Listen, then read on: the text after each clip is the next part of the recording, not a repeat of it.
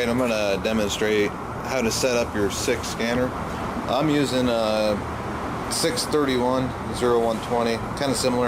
You probably have a few more options with yours. And all you're going to need is a laptop.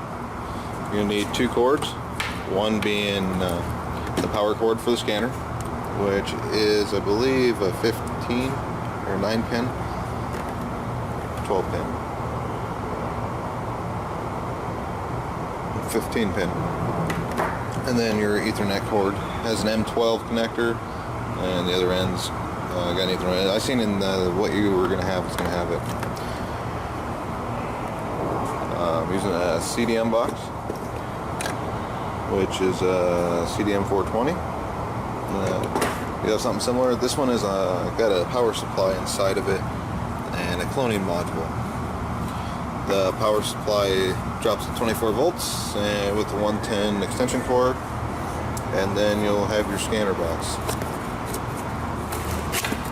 You open it up, what you need for software will be included with your purchase of your new scanner.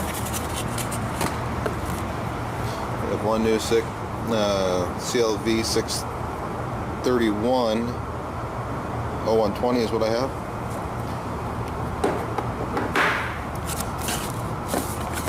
Inside of the box, underneath the second packing piece, and there's a disc. And then on this disc, you'll want to install. I didn't say it on here, but there's a. You want to install the SOPUS software that's on here, and it comes with it. And mine's already installed.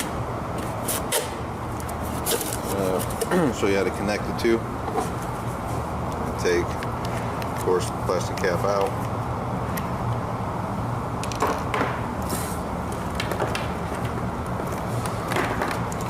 The plastic cap is only on the Ethernet side. Take the power cord and plug it into the power cord here. One thing you want to check is to make sure that you have the same amount of pin openings. There's 2 different cords. The 650 has more output available. The 631 has less, therefore uses a different style connector, which I believe you have all your parts that you're going to need.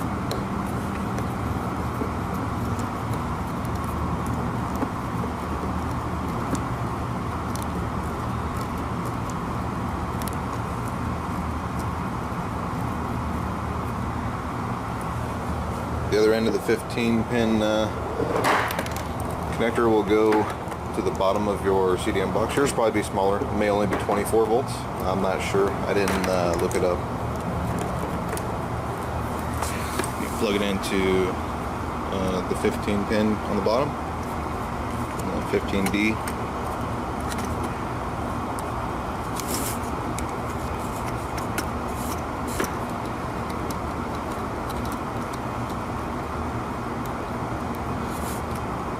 A little tight.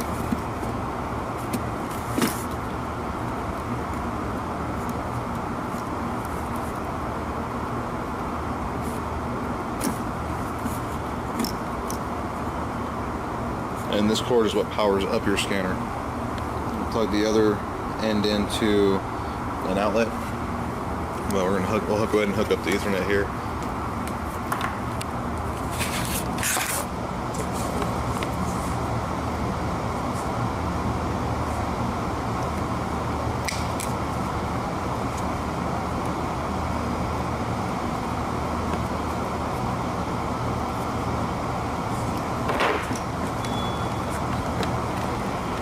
And the other end can go directly into your programming terminal, whether it be a regular desktop or a laptop. Either or, doesn't matter. I've done it on both. Just plug it into your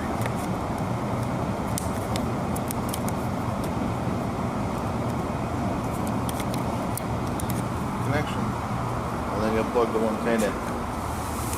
I am going to go ahead and switch off, and we're going to go to the programming terminal itself.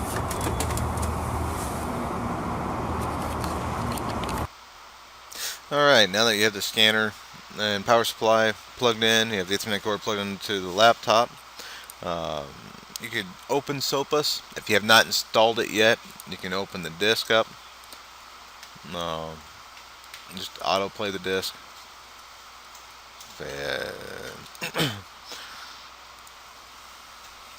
It'll bring up this page. At the bottom of this page here is the software, and you want to install Sopus, or you can run a live version right off the disk. Information on the barcode scanners is here. If you want to open those up, go through them, you can. I've already installed it, so we're going to go ahead and just open up Sopus and get started. So I'm going to open Sopus up. Remember, I already have the scanner plugged in, the Ethernet plugged in, power to it. Right now it's going to generate because I'm plugged directly up to it. The default comes up. That's the one we want. We're going to go ahead and add it to the tree by selecting the add here. It says as communication settings need to be adjusted to match, which is fine. Use the automatic wizard. You can manually set it up here if you want, but I'm not doing that. We're just going to automatically set it up to match with what we have in the computer for right now, just to get her programmed and set up and ready to use. Then you can go back and I'll show you where to change that. If you're using an XP computer, I don't think the XP plays nice with that, but we can try. Right now I'm using Windows 7 64-bit. We're going to select the scanner. That's the address I gave it, and we're going to hit next. And right now it's adding it to your device tree, and everything in it is red. And now we're ready to begin. We'll go ahead and we're going to go ahead and set up the first thing I'll set up is the object trigger control, which on your box will have, either way, I don't know which one that you have, but there's a place to hook up the trigger, which would be a sensor. The stop is trigger source or condition match 1. Now this is what we're going to go adjust to make sure that we have set up to meet our 46 character barcode strings. One more thing, let's go to illumination control. I do leave a laser on timeout. This will come default without it. I put a timeout in it just in case for some reason it gets blocked and it continues to scan, and on a long weekend we don't want to prematurely wear out our scanner. When we're done with these two, so the reading is done. Now we're going to go to code. I did only set up the 128 family. It'll come with a list of different ones there, but if you go back here, if you click just on this, it'll bring up this tab. Then you select which one we're using. We're using the 128, so I went ahead and pre-selected it.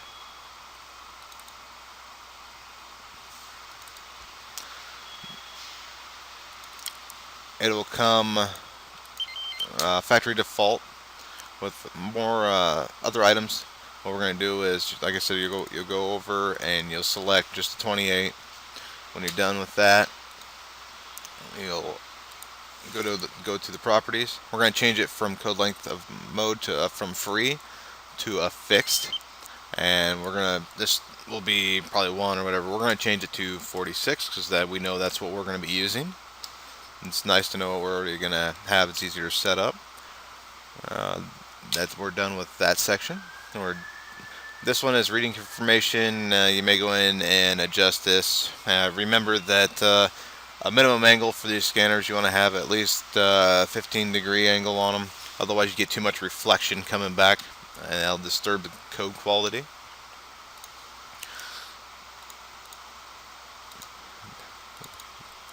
We're going to go into the data processing, our output control. We don't want to keep it as soon as possible. We want to go ahead and do it at the end of the trigger, and then put in a delay for that. 50 milliseconds is a decent delay. Evaluation conditions. This will come set up differently. It'll have some wildcards in it. We're going to change it. I'm going to go ahead and open this up. I'm going to show you what you'll change it to.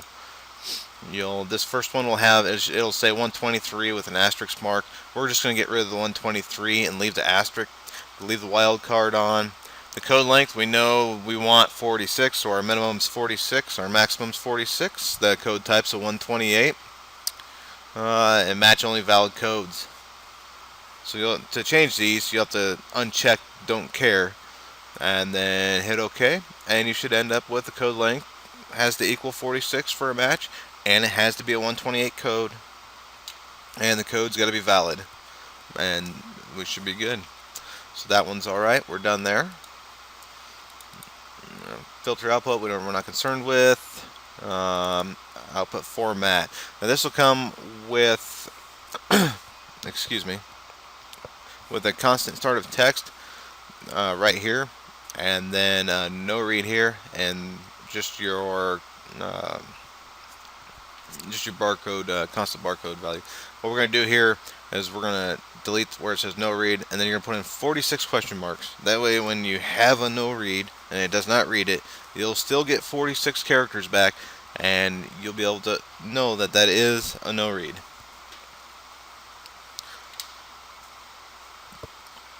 When that's done, you can go ahead and exit the information here. Other than that, we're done with the data processing. We're done with setting up the code.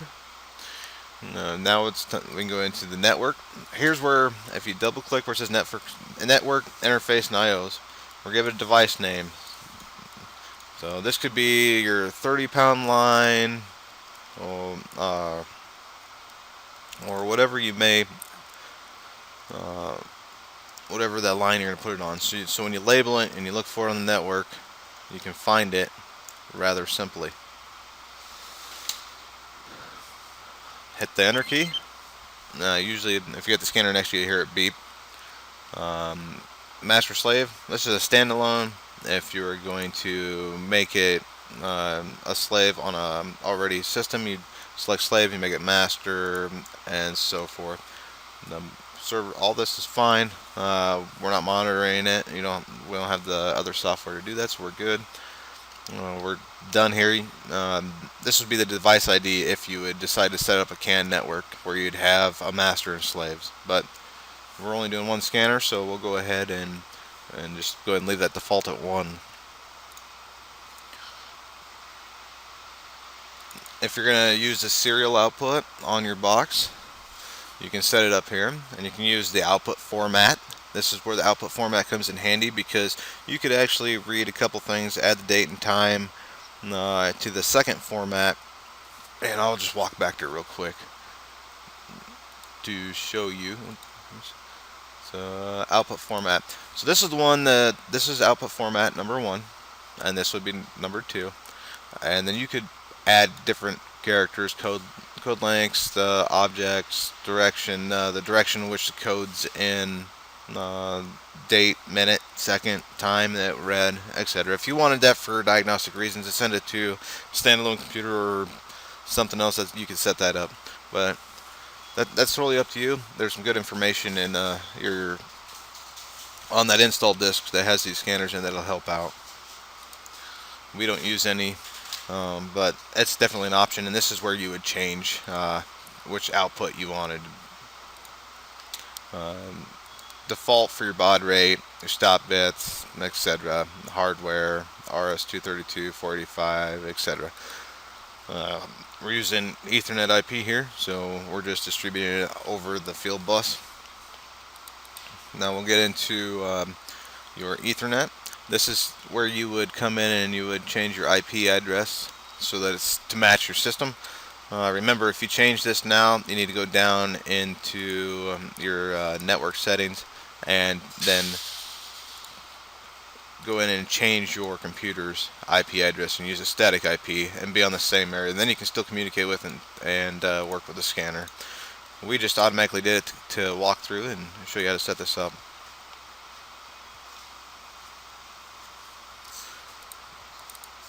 There's a field bus, and we are going to distribute everything over Ethernet IP. You can use a network detection without handshake. And your output format for distributing it is output format 1. Of course, you could select 2 if you wanted to do that one. there's your field bus gateways, which is inside the other box. Your digital inputs. Now, depending upon which one you have on your scanner for your sensor, you want to select whether it's active high. So if the box makes it and it sends a high, it sends you a high frequency, then you'll want to use high. If you break the beam and it gives you low, then you'll select low, and we use low. Here's where you would have your digital outputs. Now this is available on the only on the field bus, which is on the Ethernet side of this. On the 650s, you can actually do the outputs through the box too, but this is all on over the Ethernet, and you can set all sorts of different things up: device ready, good read, etc. Here's where you would change your device time. Sync with the local time of the desktop. And you can do that, and it'll set it, or you can set the device time itself where you want it to be. So we just use the local time off the desktop. Other than that, there is not too much else to setting this up.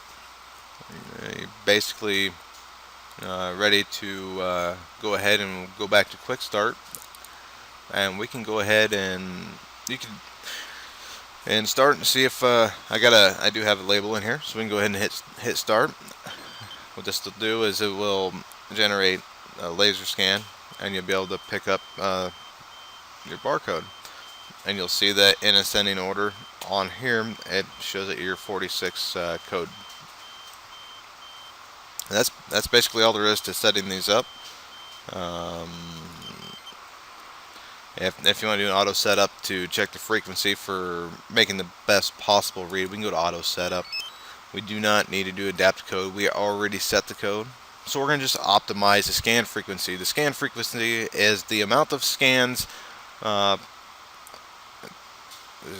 amount of scans a minute. There's a second. Yeah.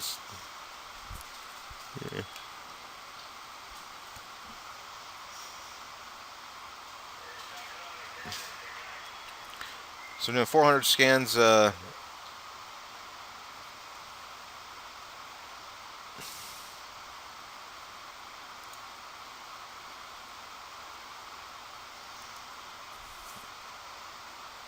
it'll just walk through each frequency to find the best possible match, and then it just gives you an idea where you can set it. You can still change this from the front, but I'm just showing you through a wizard of setting up your scan frequency. It'll go all the way through the rest of this, and then end, and then you can select finish.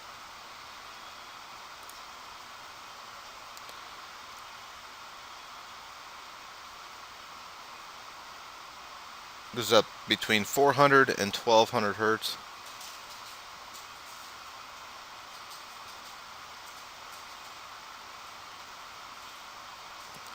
So right there's 1150 scans a second.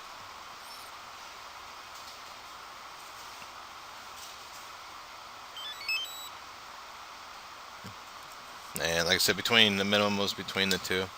And then just click next. And here's where you can actually adjust where you want it. You want to make sure that at the angle you're at or the distance you are away from it, that you set this up so that you are above 75%. Most of the ones I see out on the floor run right around 900, and that seems to work pretty decently. If I can hold the scanner steady. But there we go. We set it up 900 hertz. We got good reads. Your output format is only 46 characters long, and that's basically all you needed. If you have any questions or need any help, don't be afraid to give me a call. Again, it's the easiest way to set up the 6 scanners, and it should work out for you. One thing I did forget to mention is once you get everything set, you're going to want to go ahead and go up and permanently save these changes to your scanner, which is, of course, the EEPROM that's right here. Just click it. You're going to select, remember we named it, so it's 30-pound box. We're going to select that one. We're going to hit next. And what it's doing is it's out of, if you have a whole bunch of them on the network, you'll know exactly which one you got. you're going to go ahead and select it. You're going to go ahead and permanently save those changes. Now those changes are permanent. They won't change under a power cycle. They won't disappear on you. Basically, you're ready to roll.